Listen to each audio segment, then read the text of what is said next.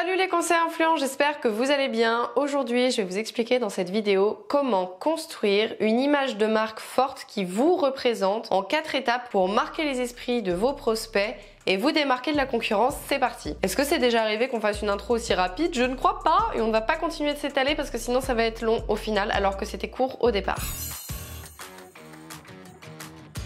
Aujourd'hui, je vais vous expliquer comment vous mettre correctement en avant sur les réseaux sociaux de sorte à marquer les esprits de votre audience et à vous démarquer radicalement de la concurrence. La force de cette vidéo, c'est que je ne parle pas d'une seule action à mettre en place comme par exemple faire de la vidéo. Je parle d'un concept qui va pouvoir vous suivre tout au long de votre création de contenu sur les réseaux sociaux, mais également qui va être un véritable avantage sur le terrain et qui vous aidera à tirer du mandat exclusif plutôt que du mandat simple. Donc le travail qu'on va faire aujourd'hui dans cette nouvelle vidéo va vous servir sur le digital pour réussir à rassembler une communauté autour de vous, mais aussi sur le terrain pour augmenter votre taux de signature pour les mandats exclusifs plutôt que les mandats simples. Mais quel est ce merveilleux outil qui va vous permettre d'atteindre cet objectif? Eh bien, c'est pas un outil en plus, c'est plus un concept, ça s'appelle le personal branding. Il doit être un élément clé dans votre stratégie digitale et avant de vous parler comment matérialiser le personal branding dans votre stratégie, je vais d'abord vous expliquer de quoi il s'agit. Alors je l'ai sous mes yeux, la définition que j'ai trouvée sur internet, c'est le personal branding, c'est une pratique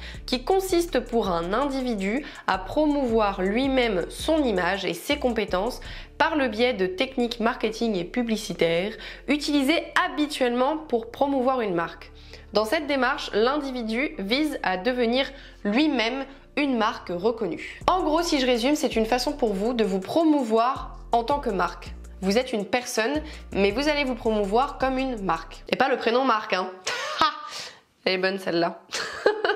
C'est nul. En fait, vous allez être le produit, vous allez être la star autour de cette stratégie que vous allez promouvoir pour attirer à vous la bonne audience et du coup convertir cette audience en clientèle. Le but, c'est de construire autour de vous des marqueurs forts dont vont se souvenir vos prospects. Par exemple, si je vous dis Coca-Cola ou si je vous dis Apple, vous allez avoir des ressentis immédiatement dès que je dis la marque. Alors je dis des ressentis, mais ça peut être aussi des images qui vous viennent en tête, un souvenir, une odeur, un goût, ça peut être plein de choses, ça dépend des marques. Forcément pour Coca-Cola et Apple, comme c'est pas les mêmes produits ou services, ce sera pas le même ressenti, mais dans tous les cas, dès que je vous parle d'une marque, immédiatement il y a quelque chose qui vient pour vous. Et ce petit truc qui vient dès qu'on aborde une marque, c'est en fait le personal branding qui a été construit autour de cette marque. Mon personal branding à moi par exemple, c'est la vidéo, puisque je suis assez connue dans le domaine de l'immobilier pour faire de la vidéo et notamment des vidéos assez comiques mais en même temps très éducatives avec beaucoup de valeur ajoutée qui permet aux conseillers immobiliers de se former au marketing digital. Le personal branding doit absolument avoir une place importante dans votre stratégie puisqu'il permet deux choses. Un, il vous rend unique aux yeux des propriétaires vendeurs. Ils se rendent compte de votre valeur ajoutée grâce à ça et donc n'ont envie de travailler qu'avec vous. Et numéro 2, forcément, c'est lié au point numéro 1, vous allez vous différencier radicalement de la concurrence. Et voici à présent comment construire un personal branding fort en tant que conseiller immobilier en 4 étapes. Numéro 1, vous devez d'abord comprendre ce qui n'est pas du personal branding. Beaucoup de conseillers immobiliers pensent que le branding, c'est une couleur, un logo ou un slogan et ce n'est aucune de ces choses-là. Ces éléments sont seulement des vecteurs qui vont vous permettre de communiquer pour votre marque. Mais il ne s'agit pas de votre personal branding. Pour la simple et bonne raison que par exemple pour les couleurs, elles ont déjà toutes été utilisées. Elles ont toutes été déjà utilisées par tous les conseillers immobiliers ou les réseaux immobiliers d'une manière ou d'une autre. Je veux dire, le vert, même s'il y a des nuances, il a déjà été utilisé, le bleu, le rouge, toutes les couleurs ont déjà été utilisées de toutes les manières possibles. Donc clairement, c'est pas un marqueur différenciant qui fait que quand vos prospects voient par exemple du rouge, ils disent « Oh là là, ce conseiller immobilier il a du rouge, je vais me souvenir de lui et c'est à lui que je vais faire appel. » Ou alors il y a des gens qui sont vraiment très attachés à une couleur en particulier et du coup pour eux c'est un élément déterminant pour que quelqu'un vende leur maison, mais à mon avis ça représente vraiment pas du tout la majorité de la population. Là j'ai pris l'exemple de la couleur, mais c'est pareil pour le logo et le slogan. Il y a à peu près tous les logos et slogans qui ont été utilisés dans l'immobilier. Deuxième mythe à propos du personal branding, on pense souvent que c'est quelque chose de statique, c'est-à-dire que si on a défini que notre personal branding comme moi c'est de faire des vidéos fun et éducatives, ça va rester comme ça toute la vie. Pas du tout, ce n'est pas quelque chose de statique, au contraire le personal branding c'est quelque chose de mouvant. Comme ça se base autour de vous, de votre personnalité, de qui vous êtes principalement, et bien forcément comme vous êtes un être humain, vous allez évoluer et le personal branding que vous aurez construit au départ ne sera certainement pas le même que dans 1 an, 2 ans, 3 ans, 4 ans, 5 ans. Et ça, c'est totalement naturel. Je veux dire, en tant que conseiller immobilier, vous allez commencer à avoir de plus en plus d'expérience dans l'immobilier à force de travailler dans le milieu. Vous allez donc avoir des façons différentes de présenter les choses, des façons de parler à propos du métier qui vont être différentes également avec le temps qui passe. Et ça, c'est naturel. Pas de pression, du coup, le personal branding qu'on définit aujourd'hui ne sera pas forcément le même dans 10 ans. Il peut totalement changer. Numéro 2, à présent, on rentre dans le vif du sujet. Pour identifier votre personal branding, vous devez identifier le message que vous voulez faire passer ainsi que votre valeur ajoutée. La question à vous poser est la suivante: qu'est-ce qui me rend unique? Encore une fois, je vais prendre mon exemple puisque je suis passée par ce processus-là et donc je sais quels schémas mentaux vous allez utiliser pour essayer de construire votre personal branding. Donc pour moi, qu'est-ce qui fait que les conseillers immobiliers se souviennent de l'aura de conseiller influent plutôt que d'un autre concurrent? C'est pour ces choses-là que j'ai commencé un peu à citer dans la première partie. Ma personnalité que je montre dans mes vidéos sans aucun tabou, c'est-à-dire que je montre vraiment tout, j'ai aucun problème à tout partager, les ratés comme les réussites. Mes contenus à forte valeur ajoutée, c'est-à-dire que je suis quand même assez connue dans le milieu pour faire du contenu vidéo notamment très qualitatif avec des conseils gratuits qui pourraient être vendus très clairement assez cher sur le milieu. Et pourtant, je m'obstine à proposer énormément de contenu régulièrement gratuit pour réellement aider les conseillers immobiliers. Ma voix elle est partie en vrac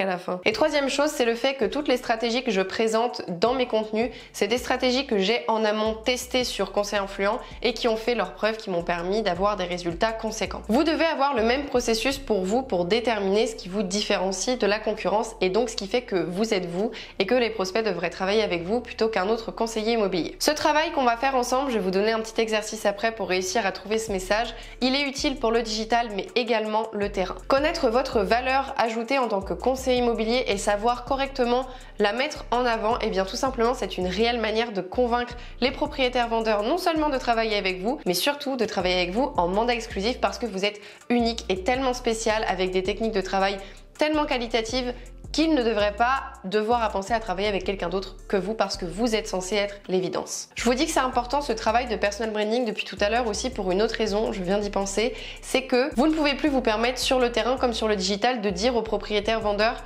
pour les convaincre de travailler avec vous. Alors vous devriez travailler avec moi parce que j'adore l'humain, j'adore aider les gens, je m'y connais super bien en immobilier. Ça c'est des arguments qui ne tiennent plus puisqu'ils sont utilisés par tous les conseillers immobiliers littéralement du monde, je pense, sans exagérer. Et également, les consommateurs d'aujourd'hui sont beaucoup plus avertis et ont besoin de beaucoup plus pour être convaincus. C'est pas que l'immobilier, c'est tous les domaines en général. Vous avez besoin d'un élément vraiment qui crée un écart tellement énorme avec la concurrence que la concurrence n'existe même plus. Je sais pas pourquoi je me suis mise à rapper comme ça. Et voici le petit exercice que je vous propose de faire pour déterminer cette valeur ajoutée et différenciante. Je fais de l'immobilier et 3 petits points.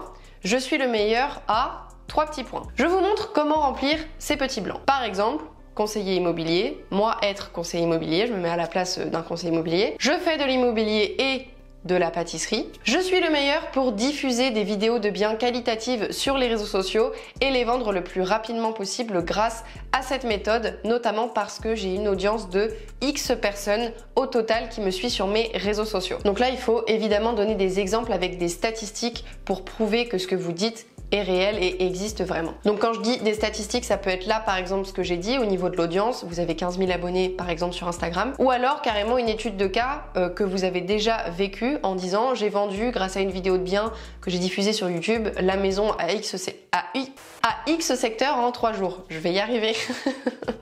C'est pas évident aujourd'hui de parler. Moi par exemple ce serait je fais du marketing digital immobilier et je suis passionnée par la vidéo et la photo. Je suis la meilleure pour rassembler des communautés engagées en masse sur les réseaux sociaux. Boom! Drop the mic.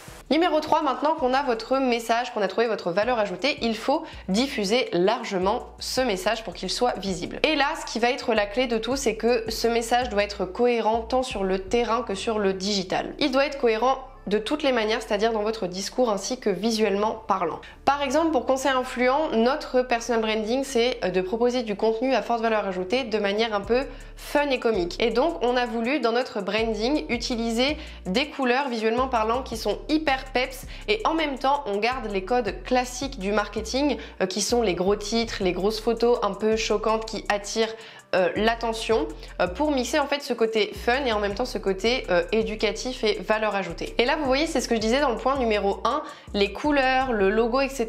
ce n'est pas Le personal branding, c'est un vecteur pour communiquer votre personal branding. Chez Conseil Influent, on a d'abord déterminé qu'on voulait quelque chose de fun mais éducatif en même temps. Et ensuite, ça a déterminé les couleurs qu'on a utilisées dans notre branding. Donc ce fameux bleu électrique, ce jaune peps, c'est en même temps des couleurs un petit peu plus douces pour mixer autour avec des trucs un peu plus pastel, du jaune pastel, du vert pastel, etc. Et donc pour vous, il va falloir faire ce travail qui est de choisir vos couleurs, votre logo, etc.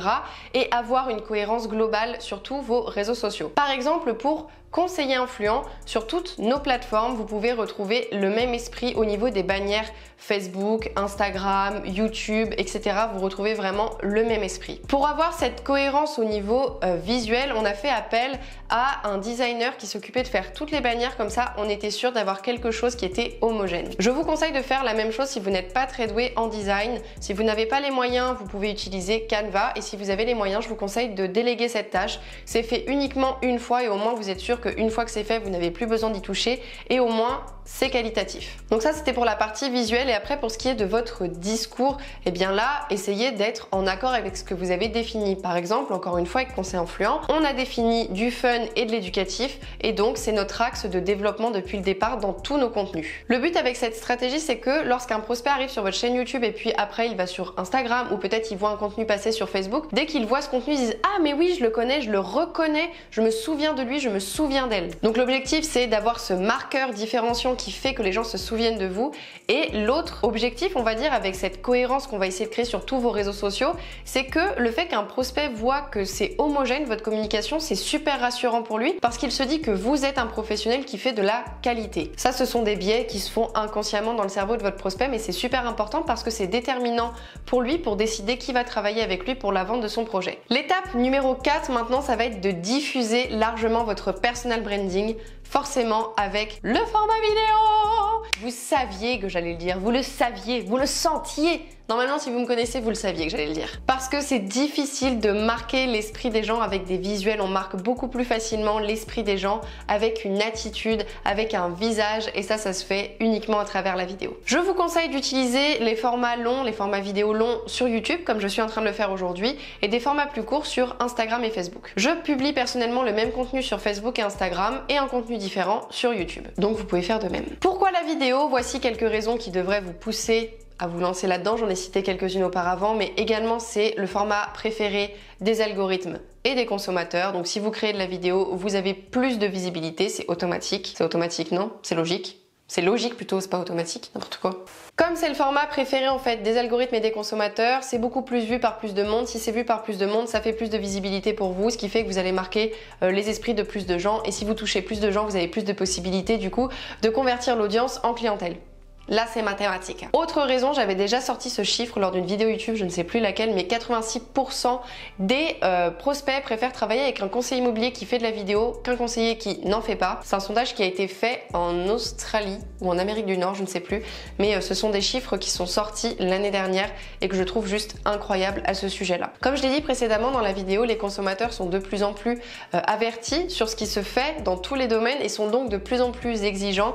Et s'il y a un conseiller immobilier sur votre secteur qui fait de la vidéo et que vous n'en faites pas, bah forcément vous n'arriverez pas à faire le poids face à l'autre conseiller immobilier, puisque forcément les prospects veulent ce qu'il y a de meilleur pour la vente de leurs biens, ce qui est totalement normal. Et enfin, dernière raison, les vidéos postées sur les réseaux sociaux, c'est comme un portfolio qui représente votre travail. C'est comme une mannequin qui va avoir un book pour être recrutée, et bah là c'est un peu la même chose pour vous. Ces vidéos, eh bien c'est tout simplement un condensé du travail que vous faites, et ça montre la qualité de travail que vous produisez pour vos clients, ça montre votre professionnalisme, et forcément ça donne envie aux vendeurs de travailler avec vous. Ils se disent ok, c'est super bien marketé là pour la vente de ce bien, moi aussi j'ai envie que cette personne, ce conseiller immobilier, vende mon bien de cette façon là. On va passer sur la conclusion de cette vidéo, mais avant ça, un petit attention disclaimer. Il y a une condition qui va déterminer la réussite de cette stratégie de personal branding sur le digital, ça va être la régularité. Je sais pas pourquoi je l'ai dit en plein de fois comme ça. La régularité dans la production de vos contenus.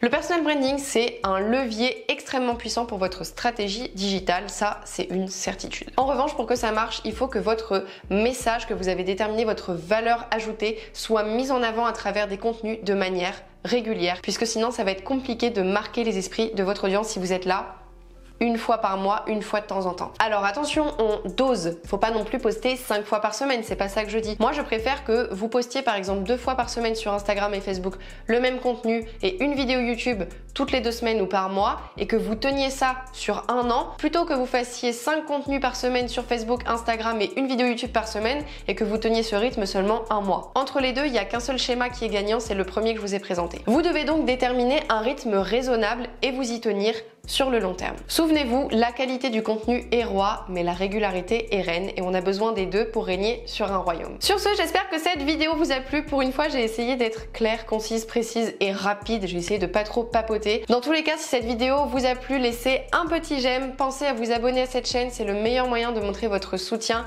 face à mon travail que je fais gratuitement. J'ai pris comme d'habitude un énorme plaisir à vous faire cette vidéo. Laissez un petit commentaire aussi si vous avez envie pour me faire un petit retour sur celle-ci. Est-ce que vous avez envie que je fasse une partie plus développée sur le personal branding, sur ses enjeux, etc. Ça pourrait être intéressant, j'ai plein de choses à dire là-dessus. Vous me direz dans les commentaires si ça vous intéresse. Et d'ailleurs, ça me permettra aussi de voir les vrais des vrais, ceux qui regardent vraiment les vidéos YouTube jusqu'au bout. Si je vois des commentaires par rapport à cet épisode 2 sur le personal branding, je saurai que vous êtes des vrais de vrais. Je sais pas pourquoi je fais ça avec mes doigts et que je prends des accents bizarres. Bref. Je vous souhaite une belle soirée, une belle journée, ça dépend quand est-ce que vous regardez cette vidéo et je vous dis à très bientôt. Ciao!